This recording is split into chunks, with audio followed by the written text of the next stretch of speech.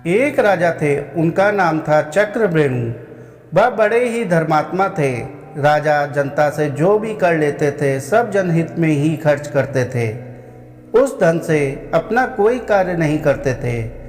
अपना जीविका उत्पार्जन हेतु राजा और रानी दोनों खेती किया करते थे। उसी से जो पैदा हो जाता उसी से अपनी गृहस्थी चलाते और अपना जीवन निर्वाह करते थे। राजा रानी होकर भी साधारण से वस्त्र और साधारण सात्विक भोजन करते थे। एक दिन नगर में कोई उत्सव था तो राज्य की तमाम महिलाएं बहुत अच्छे अच्छे वस्त्र और बेशकीमती गहने धारण किए हुए आईं और तब रानी को साधारण वस्त्रों में देखा तो कहने लगी, आप तो हमारी मालकिन हो और आप इतने साधारण वस्त्रों में बिना गहनों के, जबकि आपको तो हम लोगों से अच्छे वस्त्रों और गहनों में होना चाहिए। यह बात रानी के कोमल हृदय को छू गई और रात में जब राजा रानीवास में आए तो रानी ने सारी बात बताते हुए कहा, आज तो हमारी बहुत फजीहत बेइज्जती हुई।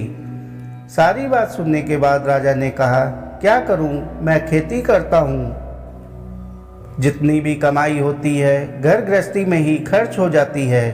क्या करूं, प्रजा से आया धन मैं उन्हीं पर खर्च कर देता हूं। फिर भी आप परेशान ना हो, मैं आपके लिए गहनों की व्यवस्था कर दूंगा, तुम धैर्य रखो।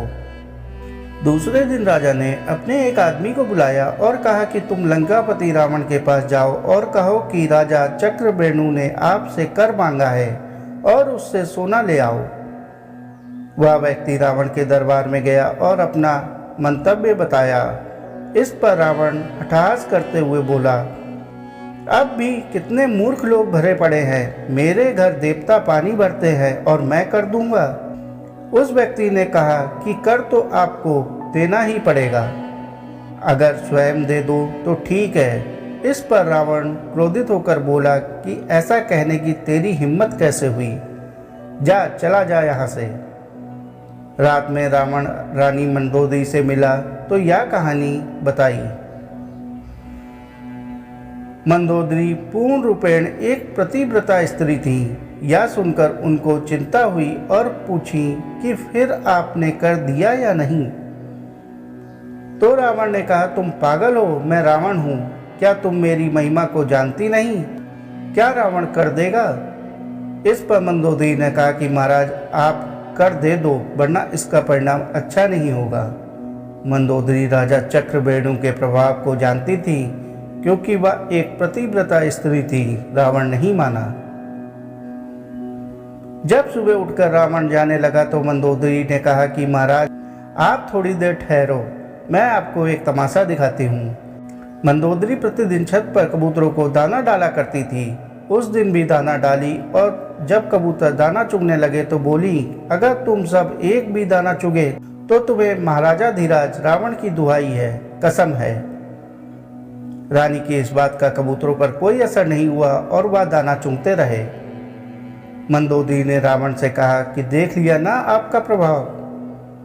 रावण ने कहा, तू कैसी पागल है, पक्षी क्या समझेंगे कि क्या है रावण का प्रभाव। तो मंदोदरी ने कहा कि ठीक है, अब दिखाती हूँ आपको। फिर उसने कबूतरों से कहा कि अब एक भी दाना चुगा तो राजा चक्रवेणु की दुहाई है। सारे कबूतर तुरंत दाना चुगना बंद कर दिया।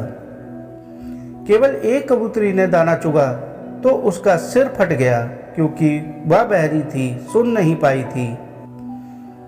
रावण ने कहा कि ये तो तेरा कोई जादू है, मैं नहीं मानता इसे, और ये कहता हुआ वह वहां से चला गया। रावण दरबार में जाकर गद्दी पर बैठ गया। तभी राजा चक्रवेणु का वही व्यक्ति पुनः दरबार में आकर पूछा कि आपने मेरी बात पर रात में विचार किया या नहीं? आपको कर के रूप में सोना देना पड़ेगा। रावण हंसकर बोला कि कैसे आदमी हो तुम, देवता हमारे यहाँ पानी भरते हैं और हम कर देंगे। तब उस व्यक्ति ने कहा कि ठीक है, आप हमारे साथ थोड़ी देर के लिए समुद्र के किनारे चलिए। रावण किसी से डरता नहीं था। उसने कहा चलो, और उसके साथ चला गया। उसने समुद्र के किनारे पहुंचकर लंका की आकृति बना दी और जैसे 4 दरवाजे लंका में थे वैसे दरवाजे बना दिए और रावण से पूछा कि लंका ऐसी ही है ना? तो रावण ने कहा, हाँ ऐसी ही है, तो तुम तो बड़े कारीगर हो। वह आदमी बोला कि अब आप ध्यान से देखें, महाराज चक्रमेणु की दुहाई है। ऐसा कहकर उसने अपना हाथ मारा और एक दरवाजे को गिरा दिया। इधर बालू से बनी लंका का एक हिस्सा बिखर गया, उधर असली लंका का वही हिस्सा बिखर गया। अब वह आदमी बोला कि कर देते हो या नहीं, नहीं तो मैं अभी हाथ मारकर सारी लंका बिखेर देता हूँ। रावण डर गया और बोला, हल्ला मत कर, तेरे को जितना सोना चाहिए चुपचाप लेकर चला जा। रावण उस व्यक्ति को ले जाकर कर के रूप में बहुत सारा दे दिया। रावण से कर लेकर वह आदमी राजा चक्रवेणु के पास पहुंचा और उनके सामने सारा सोना रख दिया। चक्रवेणु ने वह सोना रानी के सामने रख दिया कि जितना चाहिए उतने गहने बनवा लो। रानी ने पूछा कि इतना सोना कहाँ से लाए? राजा चक्रवेणु ने कहा, वह रावण के यहाँ से कर के रूप में मिला है।